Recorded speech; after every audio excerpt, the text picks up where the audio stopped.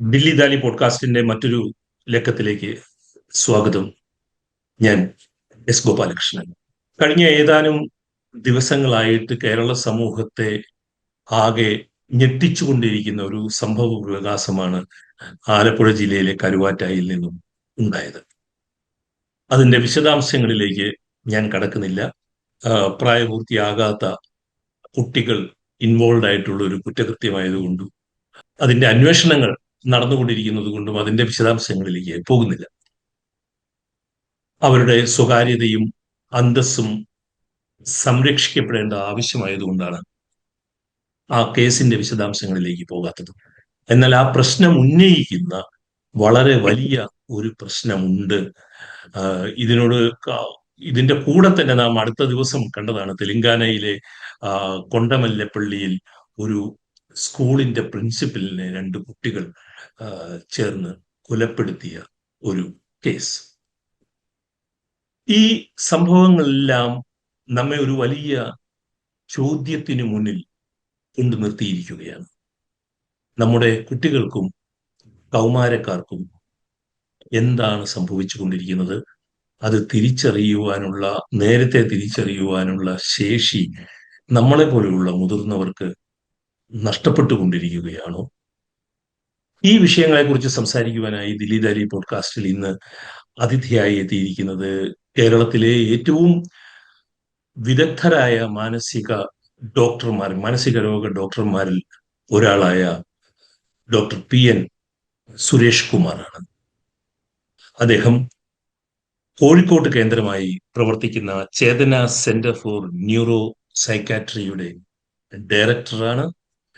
അദ്ദേഹം Indian medical അസോസിയേഷന്റെ കേരള ഘടകത്തിന്റെ മെന്റൽ ഹെൽത്ത് വിങ്ങിന്റെ കൺവീനറുമാണ്. ദില്ലി ദാലി പോഡ്കാസ്റ്റിൽ ഈ വിഷയത്തെക്കുറിച്ച് സംസാരിക്കാമോ എന്ന് ചോദിച്ചപ്പോൾ യാതൊരു വൈമനസ്യവും കൂടാതെ ഡോക്ടർ അതിന് സമ്മതിക്കുകയായിരുന്നു. ഡോക്ടർ സുരേഷ് കുമാർ, ദില്ലി ദാലി പോഡ്കാസ്റ്റിലേക്ക് സ്വാഗതം. നമസ്കാരം.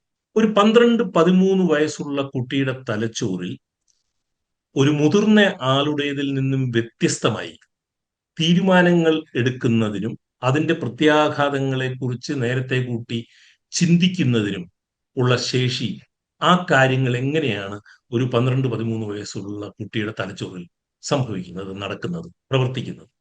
തീർച്ചയായിട്ടും നമുക്ക് അതൊരു വളരെ വ്യക്തമായിട്ട് നമുക്കൊരു ബയോളജിക്കലി, അതായത് ഒരു ന്യൂറോ സൈക്കോളജിക്കൽ ഫങ്ഷനിങ് എന്ന് പറയാം. കുട്ടികളുടെ തലച്ചോറിന്റെ പ്രവർത്തനം എങ്ങനെയാണ്, മുതിർന്നവരുടെ തലച്ചോറിന്റെ പ്രവർത്തനം എങ്ങനെയാണ്, അതാണ് നമുക്ക് അനലൈസ് ചെയ്യേണ്ടത്. അപ്പൊ നമുക്ക് കുട്ടികളായാലും മുതിർന്നവരായാലും തലച്ചോറിൽ നമുക്കൊരു നമ്മുടെ വിവേകം, വികാരം, ഇതിനെയെല്ലാം, നമ്മുടെ പെരുമാറ്റം, ഇതിനെയെല്ലാം നിയന്ത്രിക്കുന്നത് നമ്മുടെ തലച്ചോറിന്റെ പ്രീ ഫ്രോണ്ടൽ ലോബ് എന്നൊരു ഭാഗമാണ്. അത് നമ്മുടെ നെറ്റി, ആ തലയുടെ മുൻവശം നമുക്ക് ഉയർന്നു നിൽക്കുന്ന ആ ഭാഗത്താണ് നമ്മുടെ തലയുടെ ഉള്ളിൽ ഈ പ്രീ ഫ്രോണ്ടൽ ലോബ് സ്ഥിതി ചെയ്യുന്നത്. അപ്പൊ നമുക്ക് ഈ പ്രീ ഫ്രോണ്ടൽ ലോബിനെ ഒരു സെൻസർ ബോർഡായിട്ട് വിശേഷിപ്പിക്കാം. അതായത് നമ്മൾ നമ്മുടെ സമൂഹത്തിൽ തെറ്റ് ചെയ്യുന്നു, അല്ലെങ്കിൽ നമ്മൾ മോശമായിട്ടുള്ള പ്രവർത്തികൾ ചെയ്യുന്നു, സംസാരിക്കുന്നു, അത്തരത്തിലുള്ള ചിന്തകളിൽ നിന്നും പെരുമാറ്റങ്ങളിൽ നിന്നും മനുഷ്യനെ പിൻവലിപ്പിക്കുന്നത്, പിന്തിരിക്കാനായിട്ട് സഹായിക്കുന്നത് നമ്മുടെ പ്രീ ഫ്രോണ്ടൽ ലോബാണ്. ഈ പ്രീ ഫ്രോണ്ടൽ ലോബ് ശരിക്കും ഒരാളിൽ പരിപൂർണമായിട്ട് പ്രവർത്തനക്ഷമമാവുന്നത് ഒരു 18 വയസ്സിന് ശേഷമാണ്. അപ്പൊ ഈ 18 വയസ്സിന് മുമ്പ് നമുക്ക് എന്താണ് സംഗതികൾ എന്ന് വെച്ചാല്, അവർക്ക് മുതിർന്ന ആളുകളെ പോലെ ചിന്തിക്കാനൊക്കെ കഴിയും. കാര്യങ്ങൾ ഒരു പ്രവർത്തന സജ്ജമാക്കിയിട്ട് പ്രവർത്തിക്കാനൊക്കെ കഴിയും. പക്ഷെ അതിന്റെ കോൺസിക്വൻസസ്, ഇതിന്റെ അനന്തരഫലങ്ങൾ, അതിനെപ്പറ്റി ചിന്തിക്കാനായിട്ട് ഈ പ്രീഫ്രോണ്ടൽ ലോബിന്റെ മെച്ചുറേഷൻ ഇല്ലാത്തതുകൊണ്ട്, 18 വയസ്സിന് ശേഷമേ മെച്ചുറേഷൻ സംഭവിക്കുള്ളൂ. അതുകൊണ്ട് അതിന് മെച്ചുറേഷൻ ഇല്ലാത്തതുകൊണ്ട് അതിന്റെ പ്രോസ് ആൻഡ് കോൺസിനെ പറ്റി, അതിന്റെ കോൺസിക്വൻസിനെ പറ്റിയിട്ട് ചിന്തിക്കാനായിട്ട് കഴിയില്ല. ഒരുപക്ഷെ അതുകൊണ്ടായിരിക്കണം ഇത്തരത്തിലുള്ള ആളുകൾക്കെല്ലാം, ഇപ്പൊ ഈ 13 വയസ്സിലെ കുട്ടിയുടെ കാര്യത്തിലാണെങ്കിലും, അവർ ഇത്തരത്തിലുള്ള പരിപാടികളെല്ലാം വളരെ നന്നായിട്ടാണ് ആസൂത്രണം ചെയ്തിരിക്കുന്നത്. എല്ലാ സ്റ്റെപ്സും ഇങ്ങനെ ചെയ്ത് ശരിയായില്ലെങ്കിൽ എങ്ങനെ ചെയ്യണം, എല്ലാം വളരെ സ്റ്റെപ്പ് ബൈ സ്റ്റെപ്പായിട്ട് വളരെ ആസൂത്രണം ചെയ്തിട്ടാണ് ഇതെല്ലാം ഈ കൃത്യം ചെയ്തിട്ടുള്ളത്. പക്ഷെ അതിന്റെ കോൺസിക്വൻസസ്, അതിന്റെ നിയമപരമായിട്ടുള്ള പ്രശ്നങ്ങളോ ആ കുട്ടിക്ക് ഇങ്ങനെ ചെയ്യുന്നതുകൊണ്ട് ആ വ്യക്തിപരമായിട്ട് സംഭവിക്കാവുന്ന നഷ്ടങ്ങളോ അതിനെക്കുറിച്ചൊന്നും ചിന്തിക്കാനായിട്ട് കഴിവില്ലാത്തതിന്റെ കാരണം ഈ പ്രീഫ്രോണ്ടൽ ലോബിന്റെ ഒരു ഡെവലപ്മെന്റൽ മെച്യൂരിറ്റി അത് സംഭവിക്കാത്തതുകൊണ്ടായിരിക്കണം എന്നാണ് തോന്നുന്നത്. ഇത് ഈ സാർ ഇപ്പൊ രാസലഹരിയെ കുറിച്ചുകൂടി സൂചിപ്പിച്ചല്ലോ. അതെ. അപ്പൊ രാസലഹരി ആയാലും അതുപോലെ തന്നെ മദ്യം, മറ്റ് ഏത് മയക്കുമരുന്നായാലും ഇവിടെ ഈ പ്രീഫ്രോണ്ടൽ ലോബിന്റെ കാര്യം പറയുമ്പം 18 വയസ്സിന് ശേഷം ഉള്ള ആളുകൾ അല്ലെങ്കിൽ 18 വയസ്സിന് ശേഷമുള്ള ആളുകളായാലും ഏത് പ്രായത്തിലുള്ള ആളുകളായാലും ഇത്തരത്തിലുള്ള ആൽക്കഹോൾ അല്ലെങ്കിൽ മറ്റ് മയക്കുമരുന്നുകൾ, രാസലഹരി അടക്കം ഉള്ള മയക്കുമരുന്നുകൾ ഉപയോഗിക്കുമ്പം സംഭവിക്കുന്ന ഈ പ്രീ ഫ്രോണ്ടൽ ലോബ് കുറച്ച് സമയത്തേക്ക് ആ ലഹരി ഉപയോഗിക്കുന്ന സമയത്ത് അതിനെ ഈ പ്രീ ഫ്രോണ്ടൽ ലോബിനൊരു ഇൻഹിബിഷൻ വരികയാണ്.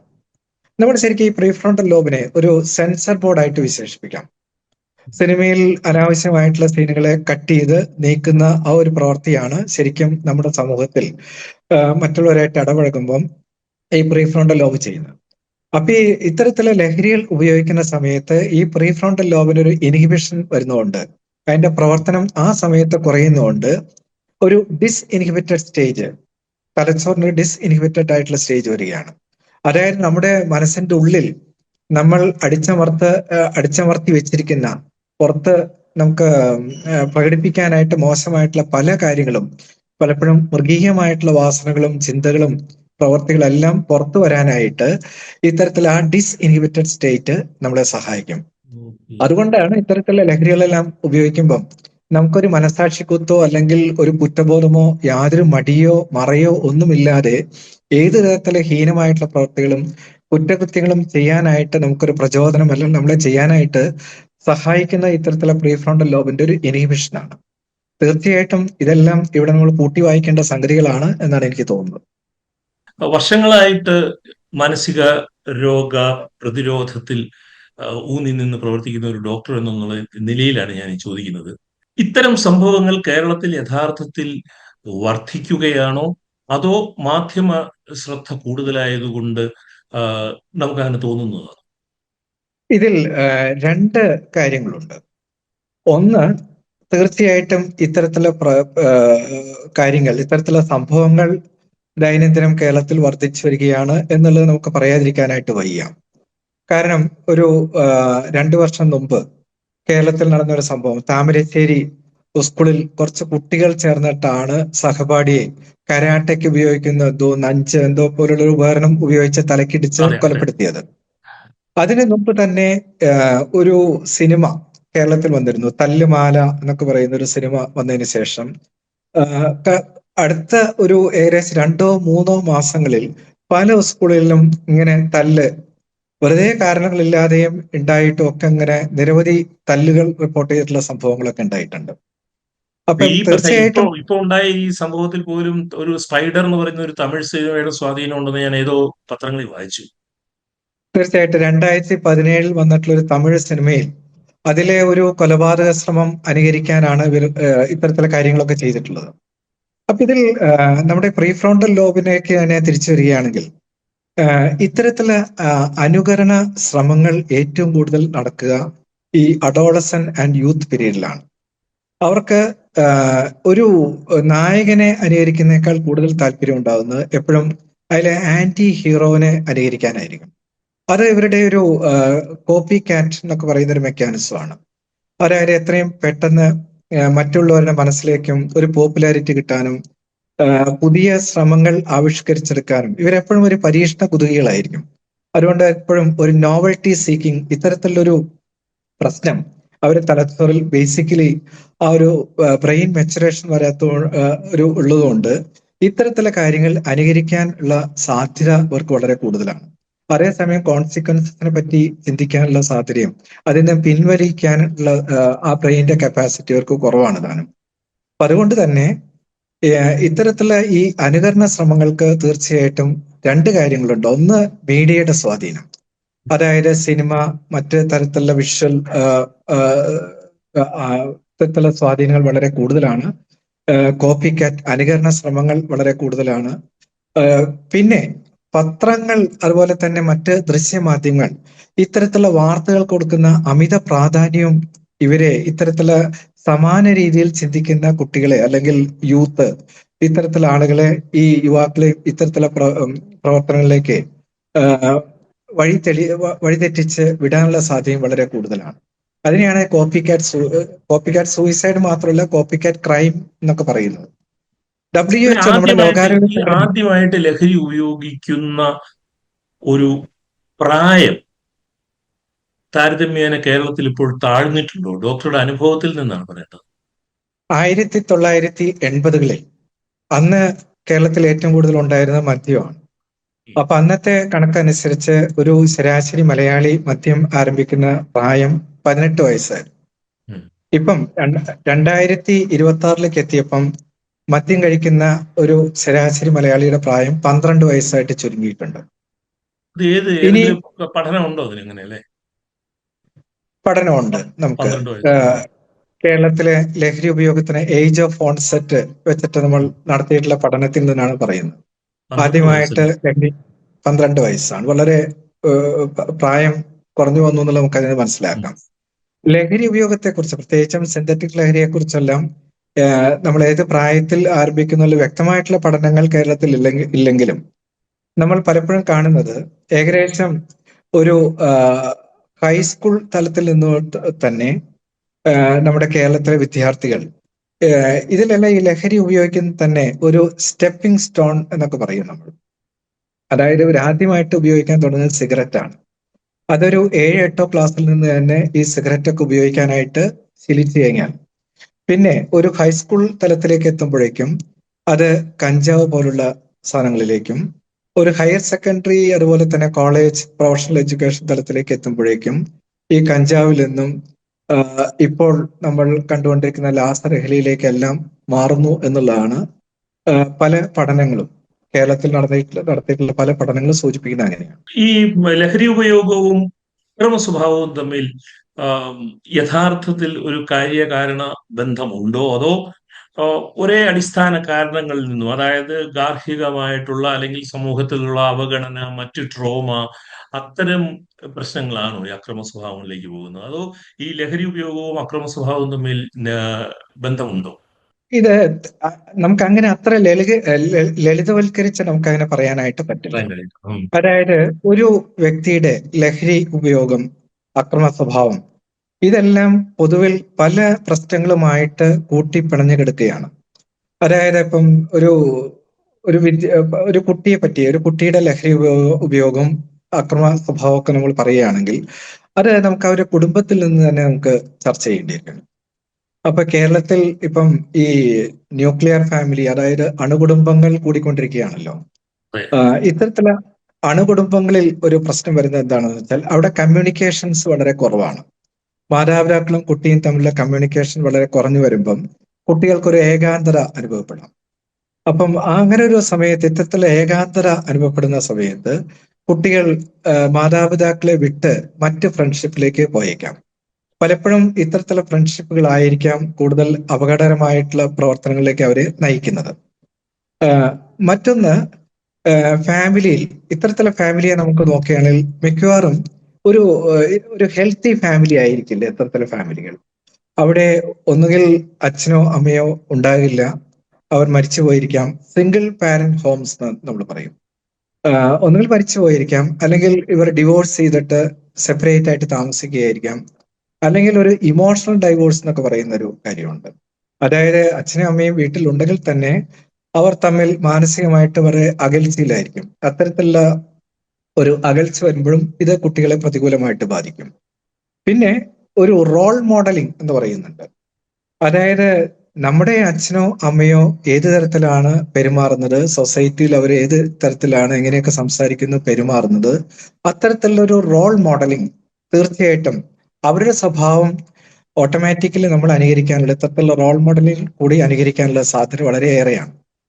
അപ്പൊ ഇത്തരത്തിൽ ഒരു ആന്റി സോഷ്യൽ പേഴ്സണാലിറ്റിയോ അല്ലെങ്കിൽ ഒരു ആൽക്കഹോളോ മറ്റ് സബ്സ്റ്റൻസോ ഉപയോഗിക്കുന്ന ഒരു മാതാപിതാക്കളാണെങ്കിൽ, അച്ഛനും അമ്മയാണെങ്കിൽ, തീർച്ചയായിട്ടും ആ റോൾ മോഡലിംഗ് തീർച്ചയായിട്ടും ഇവരെ ആ നെഗറ്റീവായിട്ട് കുട്ടികളെ സ്വാധീനിക്കാനുള്ള സാധ്യത വളരെ കൂടുതലാണ്.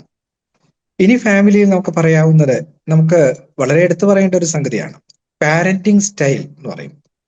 പാരന്റിങ് സ്റ്റൈലിൽ നമുക്ക് പല തരത്തിലുള്ള പാരന്റിങ്ങിനെ പറ്റി നമ്മൾ പറയാറുണ്ട്. ഒന്ന്, കേരളത്തിലൊക്കെ വളരെ കൂടുതലായിട്ട് നടക്കുന്ന ഒരു പാരന്റിങ് ആണ് പെർമിസീവ് പാരന്റിങ്. അതായത് എന്റെ കുട്ടി എങ്ങനെയെങ്കിലും വളർന്നോട്ടെ, അവന് ഞാൻ പരിപൂർണ സ്വാതന്ത്ര്യം കൊടുത്തിരിക്കുകയാണ്, അവൻ തന്നെ തെറ്റും ശരിയും ഒക്കെ തിരിച്ചറിഞ്ഞ് അവൻ തന്നെ ജീവിച്ചുകൊള്ളും. അങ്ങനെ ഒരു കംപ്ലീറ്റ് ഫ്രീഡം കൊടുക്കുന്ന ഒരു പാരന്റിങ് ആണെങ്കിൽ ഭാവിയിൽ ഇത്തരത്തിലുള്ള പ്രശ്നങ്ങൾ വരാനുള്ള സാധ്യത വളരെ കൂടുതലാണ്. ഇനി അതിന്റെ നേരെ എതിരായിട്ടുള്ള ഒരു പാരന്റിങ് ഉണ്ട്, പ്യൂണിറ്റീവ് പാരന്റിങ്. അതായത് കുട്ടിക്ക് യാതൊരു ഫ്രീഡവും ഇല്ല, ഒരു സ്വാതന്ത്ര്യം കൊടുക്കാതെ എന്തിനും ഏതിനും ശകാരിച്ചും പണിഷ്മെന്റ് ചെയ്തും ഒക്കെ വളർത്തുന്ന ഒരു കുട്ടിയാണെങ്കിൽ കുട്ടിക്ക് ചെറിയൊരു സ്വാതന്ത്ര്യം കിട്ടിക്കഴിഞ്ഞാൽ കുട്ടി ഒരു കടിഞ്ഞാണില്ലാത്ത കുതിര പോലെ ഏത് രീതിയിലും പെരുമാറാനുള്ള സാധ്യത വളരെ കൂടുതലാണ്. ഇനി നമുക്കൊരു അതോറിറ്റേറിയൻ പാരന്റിങ് എന്നൊക്കെ അല്ല. അതോറിറ്റേറിയൻ പാരന്റിങ് എന്ന് പറഞ്ഞാൽ എന്റെ കുഞ്ഞാണ്, ഞാൻ തീരുമാനിക്കും കുഞ്ഞ് എങ്ങനെയാണോ വളർത്തേണ്ടതെന്ന് തീരുമാനിക്കും. അപ്പൊ അവിടെയും ഏത് രീതിയിൽ വളർത്തണമെന്ന് ഞാനാണ് തീരുമാനിക്കുന്നത്, കൊച്ചിന് യാതൊരു സ്വാതന്ത്ര്യമില്ല. അപ്പൊ ഇത്തരത്തിലൊരു പാരന്റിങ് എല്ലാം ഭാവിയിൽ കുട്ടികളുടെ സ്വഭാവത്തെ, പെരുമാറ്റത്തെ എല്ലാം വളരെ പ്രതികൂലമായിട്ട് ബാധിക്കാൻ സാധ്യതയുള്ളതാണ്. അപ്പൊ ഇത്തരത്തിലെ പാരന്റിങ്ങിനെ പറ്റിയും നമ്മൾ വളരെ ശ്രദ്ധിക്കേണ്ടിയിരിക്കുന്നു. ഒരു കൗമാരക്കാരൻ അല്ലെങ്കിൽ ഒരു കൗമാരക്കാരി ലഹരി ഉപയോഗിക്കുന്നുണ്ട് എന്നുള്ളതിന്റെ ആദ്യ സൂചനകൾ പേരൻസിന് കിട്ടാനുള്ള സാധ്യത എങ്ങനെയാണ്? ഒന്ന്, ഇത്തരത്തിലുള്ള ലഹരി ഉപയോഗിക്കുന്നുണ്ടോ എന്നുള്ളത് അറിയണമെങ്കിൽ നമ്മൾ കുട്ടികളുമായിട്ട് നല്ലൊരു കമ്മ്യൂണിക്കേഷൻ, ഒരു ആശയവിനിമയം നമ്മൾ സ്ഥാപിച്ചെടുക്കണം. അതായത് പലപ്പോഴും നമ്മൾ കുട്ടിയോട് നമുക്കൊരു പ്രൈം ടൈം എന്നൊക്കെ പറയും. എല്ലാ ദിവസവും ഈ കൊച്ചുമായിട്ട് നമ്മളൊരു 1 മണിക്കൂറെങ്കിലും ഒരു ഫ്രണ്ട്ഷിപ്പ് പോലെ തന്നെ, കുട്ടിയുടെ അതേ പ്രായത്തിലുള്ള ഒരു ഫ്രണ്ട് പോലെ നമ്മൾ കുട്ടിയോട് സംസാരിക്കുകയാണെങ്കിൽ ഈ കുട്ടി മനസ്സിൽ ഉള്ളിൽ വെച്ചിരിക്കുന്ന പല കാര്യങ്ങളും ഒരു ഇൻഹിബിഷനൊന്നും ഇല്ലാതെ പുറത്തു പറയാനുള്ള സാധ്യത വളരെ കൂടുതലാണ്. അപ്പോഴാണ് നമുക്ക് കുട്ടിയുടെ ഫ്രണ്ട്സിനെ കുറിച്ചും കുട്ടിയുടെ മറ്റ് നീക്കങ്ങളെ കുറിച്ചും പെരുമാറ്റങ്ങളെ കുറിച്ചൊക്കെ നമുക്ക് അറിയാനായിട്ട് സാധിക്കുന്നത്. ഇതൊരു പ്രിവെന്റീവ് സ്റ്റെപ്പാണ്. കുട്ടി ഇത്തരത്തിലുള്ള കാര്യങ്ങളിലേക്ക് പോവാതിരിക്കാനായിട്ട് നമുക്ക് ചെയ്യാവുന്ന ഒരു കാര്യമാണ്. പിന്നെ അതുപോലെ തന്നെ ഈ കുട്ടിയുടെ ഫ്രണ്ട്സിനെ കുറിച്ചും, ആരൊക്കെയാണ് ഇവന്റെ ഫ്രണ്ട്സ്, ആ ഫ്രണ്ട്സ് എങ്ങനെയാണ്, ഈ ഫ്രണ്ട്സിനെ കുറിച്ച് അറിയുന്ന പോലെ തന്നെ ഈ ഫ്രണ്ട്സിന്റെ പാരന്റ്സിനെ കുറിച്ച് നമുക്ക് ഏകദേശം ഒരു ഐഡിയ ഉണ്ടായിരിക്കുന്നത് നല്ലതാണ്. കാരണം എന്റെ കുട്ടി എപ്പോഴും നല്ലതാണെന്നാണ് എനിക്ക് എപ്പോഴും ഒരു തോന്നലുണ്ടാവുള്ളൂ. അപ്പൊ പലപ്പോഴും ഈ കുട്ടി പറയുന്ന എന്റെ ഫ്രണ്ട്സൊക്കെ അങ്ങനെയാണ്, മോശമാണ്, അങ്ങനെയാണ്, പല കാര്യങ്ങളൊക്കെ ചെയ്യുന്നുണ്ട് എന്നൊക്കെ പറയും. പക്ഷെ കുട്ടി എപ്പോഴും അയാളെ നന്നാക്കി പറയാനായിട്ട് ശ്രമിക്കും. അതുകൊണ്ട് തന്നെ കുട്ടിയുടെ ഫ്രണ്ട്സിന്റെ പാരന്റ്സുമായിട്ടൊക്കെ സംസാരിക്കുകയാണെങ്കിൽ മൊത്തം ഇവർ എങ്ങോട്ട് പോകുന്നു, എന്തൊക്കെ ചെയ്യുന്നു എന്നുള്ളതൊക്കെ നമുക്ക് അറിയാനായിട്ട് സാധിക്കും. പിന്നെ ഈ കുട്ടി ദിവസവും വീട്ടിൽ വന്നു കഴിഞ്ഞാൽ മിക്കവാറും സമയം റൂമിൻ്റെ ഉള്ളിൽ അടച്ചിരിക്കുകയാണ്, പുറത്തേക്ക് വരുന്നില്ല, അങ്ങനെയൊക്കെയാണെങ്കിൽ നമ്മളൊന്ന് ശ്രദ്ധിക്കണം.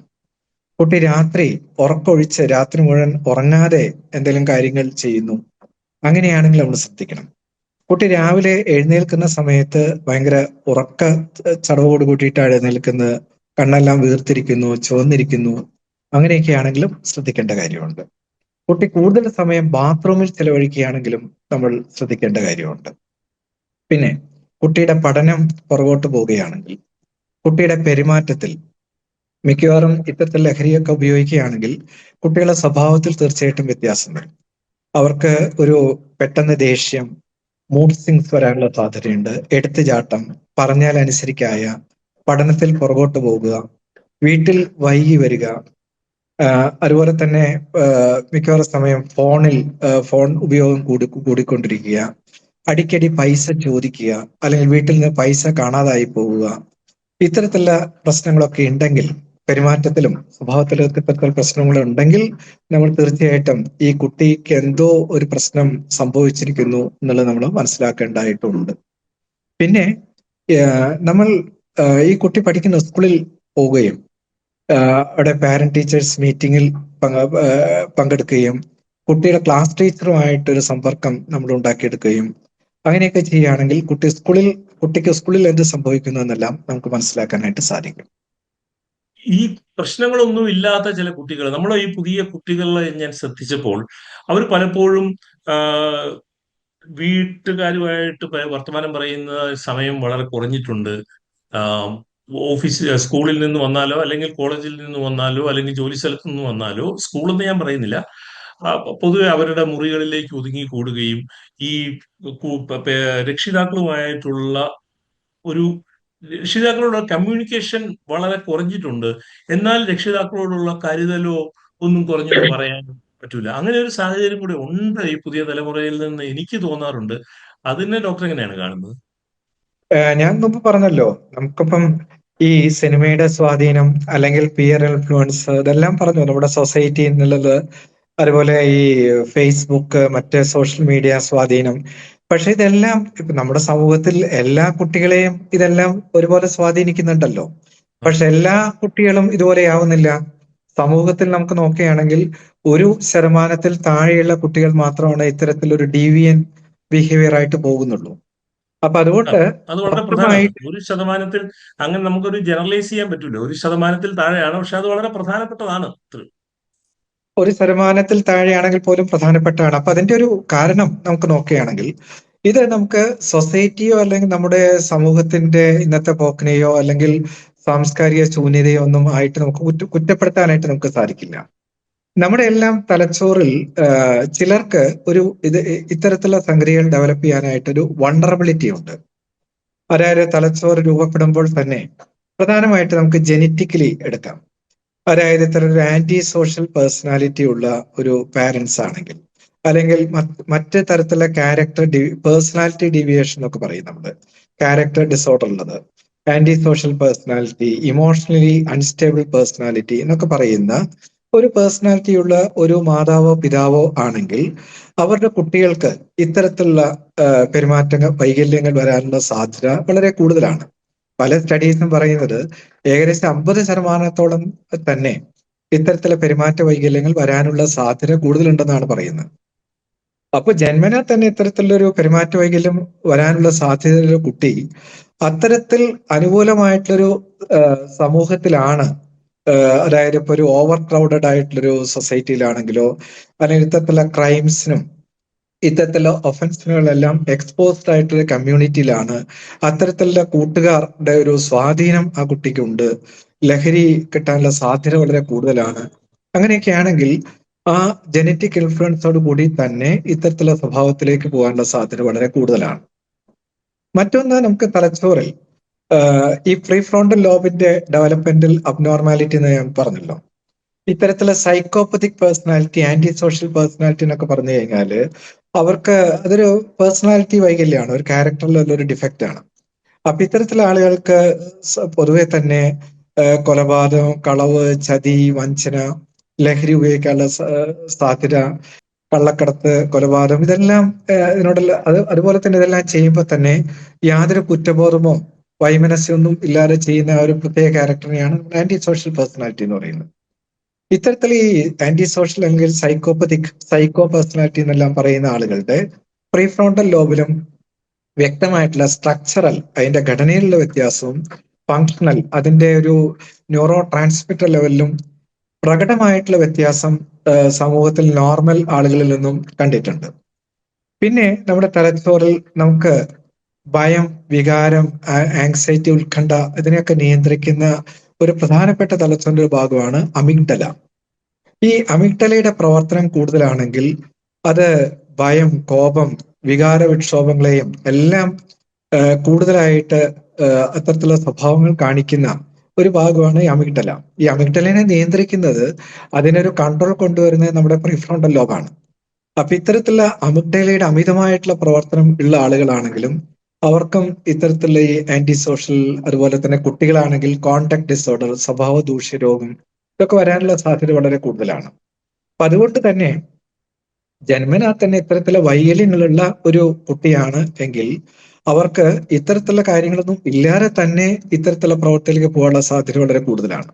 ഇനി ഇത്തരത്തിലുള്ള വൾണറബിൾ ആയിട്ടുള്ള, ബയോളജിക്കലി വൾണറബിൾ ആയിട്ടുള്ള ഒരു ഇത്തരത്തിലുള്ള കുട്ടിക്ക് അനുകൂലമായിട്ടുള്ള ഇത്തരത്തിലുള്ള ഒരു ആന്റി സോഷ്യൽ ആയിട്ടുള്ള ഒരു അറ്റ്മോസ്ഫിയർ വന്നു കഴിഞ്ഞാൽ പ്രത്യേകിച്ചും ഒന്നുകൂടി കൂടുതൽ ഇത്തരത്തിലുള്ള പ്രവർത്തനങ്ങളിലേക്ക് പോകാനുള്ള സാധ്യത വളരെ കൂടുതലാണ്. കേരളം പോലെയുള്ള ഒരു ആ, ഒരു പൗര സമൂഹത്തിൽ നമ്മുടെ സ്കൂളുകൾ ഇതിനൊക്കെ എക്യുപ്ഡ് ആണോ? കൗൺസിലിങ്ങും ഇത്തരം കാര്യങ്ങൾ ചെയ്യുവാൻ സ്കൂളുകൾ എക്യുപ്ഡ് ആണോ? കോളേജുകൾ എക്യുപ്ഡ് ആണോ? ഈവൻ നമ്മുടെ കുടുംബങ്ങൾ എക്യുപ്ഡ് ആണോ? തീർച്ചയായിട്ടും എക്യുപ്ഡ് അല്ല എന്ന് തന്നെയാണ് എനിക്ക് പറയാനുള്ളത്. കാരണം ഇപ്പോഴും നമ്മുടെ വീട്ടിലാണെങ്കിലും സ്കൂളിലാണെങ്കിലും കോളേജിലാണെങ്കിലും നമ്മൾ എപ്പോഴും പ്രാധാന്യം കൊടുക്കുന്നത് പഠനത്തിന് മാത്രമാണ്. അല്ലാതെ നമ്മൾ ഒരു സമൂഹത്തിൽ നല്ലൊരു പൗരനായിട്ട് എങ്ങനെ ജീവിക്കണം, എങ്ങനെ നമ്മൾ അവരോട് സംവദിക്കണം, നമ്മൾ ഒരു വ്യക്തി എന്നുള്ള നിലയ്ക്ക് സമൂഹത്തിൽ നമ്മുടെ പ്രാധാന്യം എന്താണ്, നമ്മുടെ റോള് എന്താണ്, ഇതിനെ പറ്റിയിട്ടൊന്നും നമ്മുടെ വീട്ടിലോ സ്കൂളിലോ അല്ലെങ്കിൽ കോളേജുകളിലോ അതൊരു പാഠ്യ പദ്ധതിയുടെ ഭാഗമായിട്ട് ഉൾപ്പെടുത്തിയിട്ടില്ല. മാത്രമല്ല ഇതിനൊക്കെ ഒരു ഹാൻഡ്സ് ഓൺ ട്രെയിനിങ് എന്നൊക്കെ പറയും നമ്മൾ. അതായത് നമ്മൾ ഒരു സിനിമാ തിയേറ്ററിൽ പോകുമ്പം എങ്ങനെ പെരുമാറണം, ഒരു ഹോട്ടലിൽ പോയാൽ എങ്ങനെ സംസാരിക്കാം, എങ്ങനെ പെരുമാറണം, ഒരു ബസ് കയറാൻ നിൽക്കുമ്പോൾ എങ്ങനെ ക്യൂ പാലിക്കണം, ഇത്തരത്തിലുള്ള നല്ലൊരു സ്വഭാവം വളർത്തിയെടുക്കാനുള്ള ഒരു പാഠ്യപദ്ധതി പണ്ടെല്ലാ സ്കൂളിലും മോറൽ സയൻസ് എന്നൊക്കെ പറയുന്ന ഒരു പാഠ്യപദ്ധതി പണ്ടെല്ലാം ഉണ്ടായിരുന്നു. പക്ഷെ ഇപ്പൊ അങ്ങനെ ഒരു പാഠ്യപദ്ധതി ഇല്ല. അതുപോലെ തന്നെ ഒരു ക്യാരക്ടർ ഡെവലപ്പ് ചെയ്യാനുള്ള ക്ലാസ്സസ് കുട്ടികൾക്ക് കൊടുക്കുന്നില്ല. അപ്പൊ ഇത്തരത്തിലുള്ള നമുക്കൊരു ക്യാരക്ടർ ഫോർമേഷൻ ഉള്ള ഒരു പാഠ്യ പദ്ധതി, ഒരു സിലബസ് നമ്മുടെ കരിക്കുലത്തിൽ ഉൾപ്പെടുത്തിയാൽ മാത്രമാണ് അതൊരു പരീക്ഷ എന്നുള്ളതിനേക്കാൾ ഉപരി ഒരു പ്രാക്ടിക്കലായിട്ട് എങ്ങനെ ജീവിക്കണം എന്നുള്ളൊരു രീതിയിൽ കുട്ടികളെ പഠിപ്പിച്ചു കൊടുക്കുന്ന ഒരു സമ്പ്രദായം നമുക്ക് സ്കൂൾ തലത്തിലെ ഗ്രാസ് റൂട്ട് ലെവൽ തന്നെ കൊണ്ടുവന്നാലാണ് കുറച്ചെങ്കിലും കുട്ടികളുടെ സ്വഭാവ രൂപീകരണത്തിന് അത് സഹായിക്കും എന്നാണ് എനിക്ക് തോന്നുന്നത്. കൂട്ടുകുടുംബങ്ങളിലേക്ക് ഈ കേരള സമൂഹവും അല്ലെങ്കിൽ നമ്മുടെ ലോകം തിരിച്ചു പോകണം എന്ന് ആഗ്രഹിച്ചിട്ട് കാര്യമില്ല. അതുപോലെ തന്നെ പരീക്ഷ ചോദ്യക്കടലാസുകൾ പോലും തയ്യാറാക്കുന്നത് ആർട്ടിഫിഷ്യൽ ഇന്റലിജൻസ് വഴിയും അതുകൊണ്ട് ഉണ്ടാകുന്ന ലീക്കുകളും ഒക്കെ ഉണ്ടാകുന്ന ഒരു സമൂഹത്തിൽ കുട്ടികളുടെ സ്ക്രീൻ ഉപയോഗം കുറയ്ക്കണം എന്ന് പറയുന്നതിലും കാര്യമില്ല. നമ്മൾ ജീവിക്കുന്ന ഈ ലോകത്തിനെ ഒരു യാഥാർത്ഥ്യമാക്കി മനസ്സിലാക്കിക്കൊണ്ട് തന്നെ മാത്രമല്ലേ ഇതിന്റെ പരിഹാരവും നമുക്ക് ആലോചിക്കാൻ കഴിയുള്ളൂ. തീർച്ചയായിട്ടും ഒരു സമൂലമായിട്ടുള്ള ഒരു പരിവർത്തനം കുട്ടികളുടെ സ്വഭാവം മെച്ചപ്പെടുത്താനായിട്ട് നമ്മൾ മൊത്തമായിട്ട് പരിവർത്തനം ആവശ്യമാണെന്നൊക്കെ പറയുന്നത് അത് വെറും തിയററ്റിക്കൽ ആയിട്ടുള്ള ഒരു സംഭാഷണം മാത്രമായിരിക്കും. നമുക്ക് വേണ്ട പ്രാക്ടിക്കൽ ആയിട്ടുള്ള ഒരു കാര്യമാണ്. ഇനി കുട്ടികളുടെ ഡിജിറ്റൽ ഉപയോഗം എന്ന് പറഞ്ഞിട്ട് കുട്ടികളെ ബ്ലെയിം ചെയ്യുന്ന വളരെയധികം വേദികളിൽ നമ്മൾ കാണുന്നതാണ്. പക്ഷെ ശരിക്കും ഇപ്പൊ കണക്കുകൾ സൂചിപ്പിക്കുന്നത് ഏറ്റവും കൂടുതൽ ഡിജിറ്റൽ ഉപയോഗം 60 വയസ്സിന് മേലെയുള്ള ആൾക്കാരിലാണ്, കുട്ടികളിലല്ല. അപ്പൊ കുട്ടികളുടെ ഡിജിറ്റൽ ഉപയോഗത്തെ ബ്ലെയിം ചെയ്യുന്നതിന് പകരം എങ്ങനെ ഒരു ഹെൽത്തി ഡിജിറ്റൽ യൂസ് കുട്ടികൾക്ക് നമുക്ക് ഉണ്ടാക്കി കൊടുക്കാം എന്നുള്ളതിനെ കുറിച്ച് നമുക്ക് ചിന്തിക്കാം. ഡിജിറ്റൽ ഉപയോഗം ഇല്ലാതെ ഇന്നത്തെ സമൂഹത്തിൽ ഒരു പൗരനും ഒരു കുട്ടിക്കും ജീവിക്കാനായിട്ട് പറ്റില്ല. അപ്പൊ അതുകൊണ്ട് ചെറുപ്പം മുതലേ തന്നെ നല്ല രീതിയിൽ ഒരു ഡിജിറ്റൽ ഉപയോഗം വളർത്തിയെടുക്കാനായിട്ട് അതിന് ഏറ്റവും നല്ല റോൾ മോഡലിംഗ് ആയിട്ട് നമ്മളാണ്. നമ്മളെ പോലെ പ്രായമായിട്ടുള്ള ആളുകൾ നമ്മുടെ വീട്ടിൽ എങ്ങനെ ചെയ്യുന്നു, നമ്മൾ എങ്ങനെ ഡിജിറ്റൽ ഉപയോഗിക്കും. നമ്മൾ മുഴുവൻ സമയം യൂട്യൂബിലാണെങ്കിൽ കുട്ടികളും അങ്ങനെയായിരിക്കും. കുട്ടികൾ യൂട്യൂബിന് പകരം അവർക്ക് താല്പര്യമുള്ള ഗെയിംസും മറ്റു കാര്യങ്ങളായിട്ട് ഉപയോഗിക്കും. അപ്പം ഈ യൂട്യൂബോ അല്ലെങ്കിൽ ടിവിയോ മറ്റ് സ്ക്രീനോ ഒക്കെ ഉപയോഗിക്കുകയാണെങ്കിൽ എല്ലാവർക്കും കൂടി ഉപയോഗിക്കാവുന്ന ഒരു രീതിയിൽ നമ്മളൊക്കെ ഒന്നിച്ചിരുന്ന് കാണുകയും അത് മനസ്സിലാക്കുകയും ചെയ്യുകയാണെങ്കിൽ കുട്ടികൾ അത്തരത്തിലുള്ള രീതിയിൽ മുന്നോട്ട് പോകും. ഈ അടുത്ത കാലത്ത് ഇന്ത്യൻ രാഷ്ട്രീയ സമൂഹത്തിൽ തന്നെ ഏറ്റവും വലിയ കറക്റ്റീവ് ഫോഴ്സ് ആയിട്ട് ഉണ്ടായ ഈ കൗമാരക്കാരുടെ കലാപം, ഈ പാറ്റ പാർട്ടി എന്ന് നമ്മൾ പറയുന്ന കോക്രോച്ച് ജനതാ പാർട്ടിയൊക്കെ ഉണ്ടായത് തന്നെ ഡിജിറ്റൽ മീഡിയയിൽ നിന്നാണ്. അപ്പോൾ ഈ ഡിജിറ്റൽ മീഡിയ കുട്ടികളെ സംബന്ധിച്ചിടത്തോളം സമൂഹത്തിന് തന്നെ ഒരു തിരുത്തൽ ശക്തിയാകാനുള്ള ഒരു പോസിറ്റീവ് വശം അതിനുണ്ട് എന്ന് മനസ്സിലാക്കിക്കൊണ്ട് മാത്രമേ നമ്മൾ ഇതിനെയൊക്കെ വിമർശിക്കാനും ഇറങ്ങി പുറപ്പെടാവൂ എന്ന് എനിക്ക് തോന്നുന്നു. മനസ്സ് തുറന്ന് സംസാരിക്കാനും നമ്മുടെ ആശയങ്ങളും അതുപോലെ ആഗ്രഹങ്ങളും ഒക്കെ തുറന്ന് പുറത്ത് പറയാനുള്ള ഒരു വേദിയായിട്ട് നമുക്ക് ശരിക്കും ഡിജിറ്റൽ മീഡിയയെ ഉപയോഗിക്കാം. അതൊരു ഇരുതല മൂർച്ചയുള്ള ഒരു വാളാണ്. ശരിയായിട്ട് ഉപയോഗിക്കുകയാണെങ്കിൽ നല്ല രീതിയിൽ മുന്നോട്ട് പോകും. അതിന്റെ ദൂഷ്യഫലങ്ങളിലേക്ക് പോവുകയാണെങ്കിൽ അത് ഏറ്റവും അഗാധമായിട്ടുള്ള കുഴികളിലേക്ക് കൂപ്പുകുത്താനുള്ള സാധ്യത വളരെ ഏറെയാണ്. അപ്പൊ അതുകൊണ്ട് ഡിജിറ്റലിനെ അടിച്ചാക്ഷേപിക്കുന്നതിൽ എനിക്ക് തീർച്ചയായിട്ടും എന്നോട് യോജിപ്പില്ല എന്നുള്ള പറയാനുള്ളത്. അപ്പൊ എനിക്ക് ഡോക്ടറോട് ചോദിക്കാനുള്ള മറ്റൊരു പ്രധാനപ്പെട്ട കാര്യം ഈ സോഷ്യൽ സപ്പോർട്ട് സിസ്റ്റം എന്നുള്ളതാണ്. ഇപ്പൊ ഡോക്ടറുടെ ഇത്രയും നാളത്തെ ക്ലിനിക്കൽ എക്സ്പീരിയൻസ് വെച്ചിട്ട് ഡോക്ടർ ഈ കൗമാരക്കാരെയും ഈ, യുവാക്കളെയും ഒക്കെ ഇത്തരം പ്രശ്നങ്ങളുള്ളവരെ നിരന്തരം കാണുകയൊക്കെ ചെയ്യുന്ന ഒരാൾ എന്ന നിലയിൽ ഇന്നത്തെ കുട്ടികൾക്ക് ഒരു ബുദ്ധിമുട്ട് വരുമ്പോൾ അവരാദ്യം ഓടിച്ചെല്ലുന്നത് കുടുംബാംഗങ്ങളിലേക്കാണോ അതോ കുടുംബത്തിന് പുറത്തുള്ള ആരെങ്കിലേക്കും ആണോ എന്നുള്ളതാണ്. ഈ സപ്പോർട്ട് സിസ്റ്റം ഈ പുതിയ കുട്ടികൾ അതോ അവർ ഒറ്റപ്പെട്ട് നിൽക്കുകയാണ്. എനിക്ക് പലപ്പോഴും തോന്നും അവർക്ക് വല്ലാത്ത ഏകാന്തതയും ഉണ്ടെന്ന്. പക്ഷെ എന്റെ ധാരണയൊക്കെ തെറ്റായിരിക്കും. ഡോക്ടറുടെ അനുഭവത്തിൽ നിന്ന് ഡോക്ടർ പറയും. നമ്മൾ മുമ്പ് സൂചിപ്പിച്ചല്ലോ ന്യൂക്ലിയർ ഫാമിലി എന്ന് പറയുന്നു.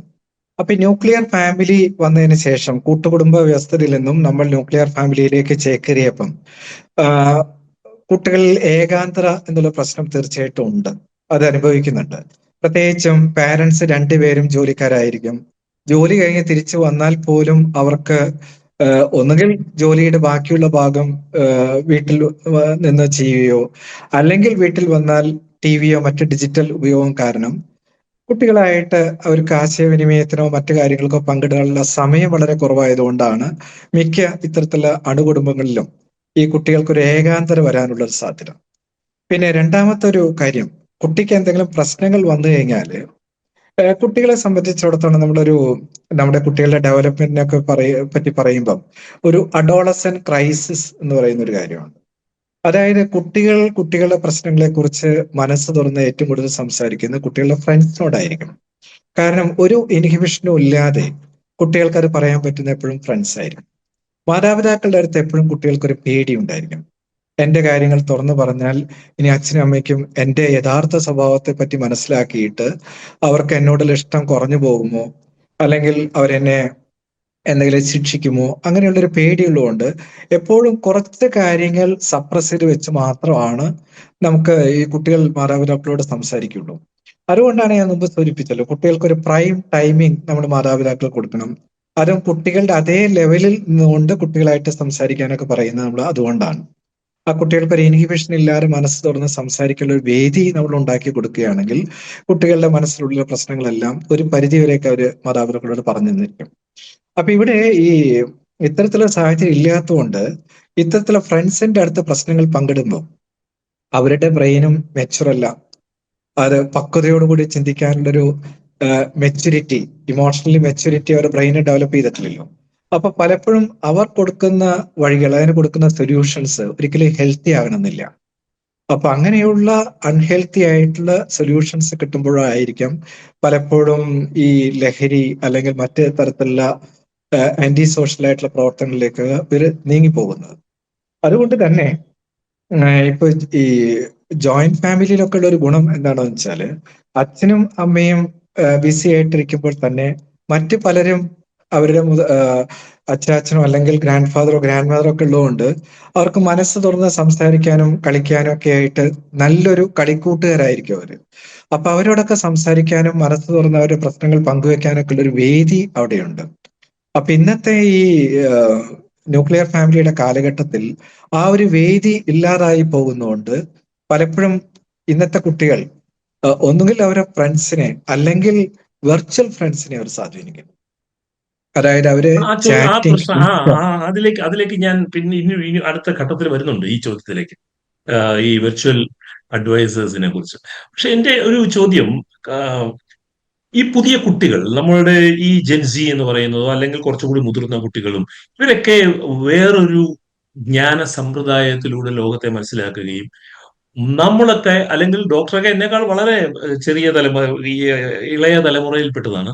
പക്ഷേ ഡോക്ടറിലും ഡോക്ടർ വളർന്നു വന്ന സാഹചര്യത്തിലോ ലോകത്തെ മനസ്സിലാക്കുന്ന രീതിയിലോ ഒന്നും അല്ല പുതിയ കുട്ടികൾ.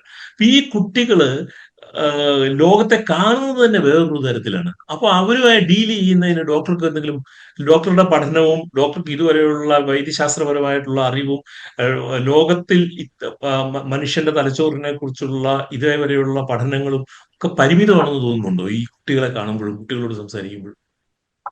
തീർച്ചയായിട്ടും. അതായത് ഇന്നത്തെ തലമുറയിലെ കുട്ടികളെ നമ്മൾ അവരുമായിട്ട് സംസാരിക്കണമെങ്കിലും അവരെ മനസ്സിലാക്കണമെങ്കിലും അവർ ഏത് തരത്തിലാണ് ഈ സൊസൈറ്റിയെ കാണുന്നത് എന്നുള്ളത് നമ്മൾ മനസ്സിലാക്കേണ്ടിയിരിക്കുന്നു. ഈ ജനറേഷൻ ഗ്യാപ്പ് ഇത് ഇപ്പൊ ഇപ്പോഴത്തെ ജനറേഷൻ കുട്ടികളും അവരെ പാരന്റ്സും തമ്മിലും അവരെ ഗ്രാൻഡ് പാരന്റ്സും തമ്മിലും വളരെ വലിയൊരു ഗ്യാപ്പ് ഉണ്ട്, ജനറേഷൻ ഗ്യാപ്പ് ഉണ്ട്.